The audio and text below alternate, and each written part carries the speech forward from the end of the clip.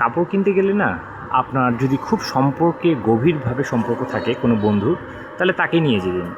আর কখনো পাড়ার প্রতিবেশীর চেনা মুখ বা হলো হালকা পরিচিত এদের কাছে আপনি কখনো যাবেন না। এটা থেকে আপনি সাবধান থাকবেন। কেন সাবধান থাকবেন? কারণ আমি নিজে দেখেছি যে এগুলোতে চুঙ্গি খায় তারা। মানে আপনি ধরে নিলেন যে ধরেন আমার দোকানের ছেলেগুলোকে দেখেছি, এগুলো বেশ কয়েকভাবে চুঙ্গি খায় তারা। তারা কী করেছে যে আমার কাছ থেকে ডিসকাউন্টে কাপড় কিনলো, তার মামি চাচি বা হলো ভাবি তারা কিনতে দিয়েছে যে তুই তো দোকানে থাকিস, তুই তো ভালো জিনিস চিনবি এবং তোর কাছে কম দামে পাবো, বিশ্বাস করে দিয়েছে। তারা কি করেছে, আমার কাছ থেকে ডিসকাউন্টে নিয়ে গিয়ে তাদের কাছ থেকে যেটা আমরা কাস্টমারের কাছে নেই তার থেকে বেশি দাম দিয়ে তারা ওইখানে টাকা উসুল করেছে। তো এরকমটা খুব অহরহ করে। তো এরকমটা করে এইটা একটা উপায়। তারপর আরেকটা উপায় কী হয়, যে কোনো আত্মীয়স্বজন এসেছে, আবার তুই তো হ্যাঁ এই কাপড়ের লাইনেই থাকিস, তো আমাকে একটু দেখাই দে ওই পাশের দোকান, তোর পাশের দোকান বা তোর যে মার্কেট আছে এই মার্কেটে আমি নিচ্ছি, তোর তো মার্কেটের লোকজনের সাথে চেনা পরিচিত, তাহলে তুই ওই দোকানে একটু আমাকে গিয়ে একটু করে দে, পছন্দ করে দে বা করে দে। কিন্তু ছেলেরা কিন্তু আগে থেকেই সেলসম্যানে এখানে মালিকের সাথে কিন্তু সম্পর্ক থাকে না। মালিক এগুলো সাধারণত বেশিরভাগ মালিকই পছন্দ করে না।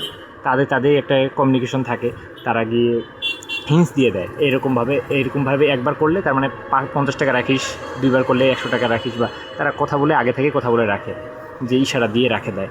তখন কি করে যে টাকা সরিয়ে রাখে। তো যে বন্ধুকে নিয়ে যাওয়া হয়েছিল, যে বন্ধুকে নিয়ে গেলে আমি কমে পাবো, কিন্তু দেখা যায় যে বেশি পড়ে যায়, দাম আরও বেশি পড়ে যায়। আমি নর্মালি বার্গেন করেই আমি বেশি কমে নিতে পারতাম, তো সেই বন্ধু সেখানে কমিশন খায় থাকে। এই জন্য আমি বলি, সকলে এরকম না, বিশ্বস্ত যদি থাকে, অন্তরঙ্গ সম্পর্কের কেউ থাকে, ভালো লোক যদি থাকে, তাহলে তার কাছে আপনি যান, সে আপনার অবশ্যই আপনাকে হেল্প করবে। কিন্তু এরকমটা করবেন না যে এরকম কারোর কাছে যাবেন না যেগুলো মুখে চেনা, তারা কিন্তু আপনাকে ঠকাবে, তার কাছ থেকে আপনি ঠকবেন। সে আপনাকে ধরায় দেওয়ার চেষ্টা করবে সেরকম জিনিসই যেগুলো হলো কম চলে। আর দোকানদারও জানে যে এই ছেলেটা কেমন, এই ছেলেটা আমার কাছ থেকে চুঙ্গি নিবে, তো তাহলে দোকানদারও ছাড় দেওয়ার চেষ্টা করবে না, দোকানদারও ওইভাবে ধরে নেওয়ার চেষ্টা করবে। আর কেন ধরে নেওয়ার চেষ্টা করবে, অনেক ছেলে আছে আবার কি করে সরাসরি টাকা না খায় পরে বলে যায় আমাকে এই খাওয়া ওই খাওয়া এরকম বলে, তো এই এক্সট্রা ফেভার চায়, তো কমিশন চায় এই ধরনের। তো দোকানদার ওই জন্য এতটা ভালোভাবে করে না। তো এখন কথা হলো যে আমি তাহলে কীভাবে নিব?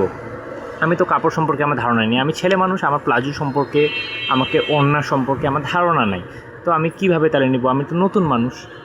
তো আপনি কিভাবে নেবেন? আপনি ধরেন দোকানদার, আপনাকে একটু পরিশ্রম করতে হবে, একটু সময় দিতে হবে।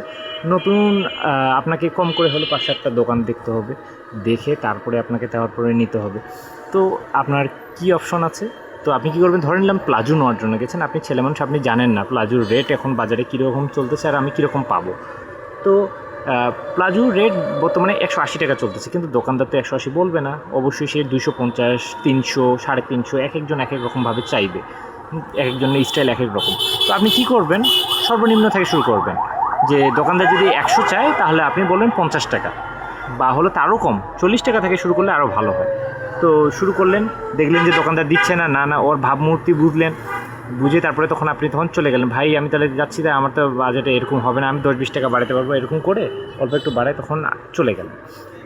তো দোকানদার তখন, অনেক দোকানদার আছে যারা হলো কম দামে পাওয়ার জন্য মানে কম্পিটিশন মার্কেটে অনেক থাকে, তো সে লাস্ট দামটা বলে দেয়, তখন আপনার একটু আইডিয়া হয়ে গেল। পাশের দোকানেও এরকম করলেন, এরকম 3-4টা দোকান করার পর আপনি বুঝতে পারলেন যে এই মালটার হলো আপনার কি মানে মার্কেটে প্রাইস কীরকম যাচ্ছে আপনি বুঝতে পারতেছেন। তো এইটা একটা বিষয়। আর আপনার এছাড়াও আরেকটা বিষয় থাকে, আপনি আরেকটা এইটার টেকনিক, যে আপনি সকাল সকাল যাওয়ার চেষ্টা করবেন।